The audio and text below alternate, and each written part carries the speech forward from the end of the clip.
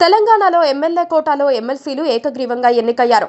ఈ విషయాన్ని గురువారం మార్చి 13న రిటర్నింగ్ అధికారి అధికారికంగా ప్రకటించారు. 5గురు అభ్యర్థులు ఏకగ్రీవంగా ఎన్నికయ్యారని తెలిపారు. ఎన్నికైన 5గురు ఎమ్మెల్సీలకు సర్టిఫికెట్లు కూడా అందజేశారు. ముందు నుంచే ఈ 5 స్థానాలు ఏకగ్రీవంగా ఎన్నికవుతాయని తెలిసిందే.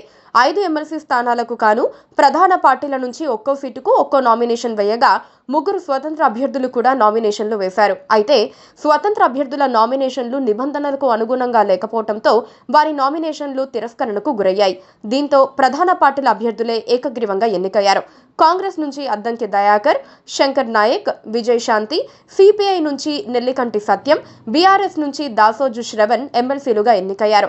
ఏకగ్రీవంగా ఎన్నికైన అద్దంకి దయాకర్, శంకర్ నాయక్, నెల్లికంటి సత్యం, దాసోజు శ్రవణ్ నలుగురు నల్గొండ జిల్లాకు చెందిన వారే కావటం విశేషం. ఎమ్మెల్యేల సంఖ్యాబలం ప్రకారం కాంగ్రెస్ పార్టీకి 3, మిత్రపక్షం సిపిఐకి 1, బీఆర్ఎస్ పార్టీకి 1 ఎమ్మెల్సీ స్థానం దక్కింది.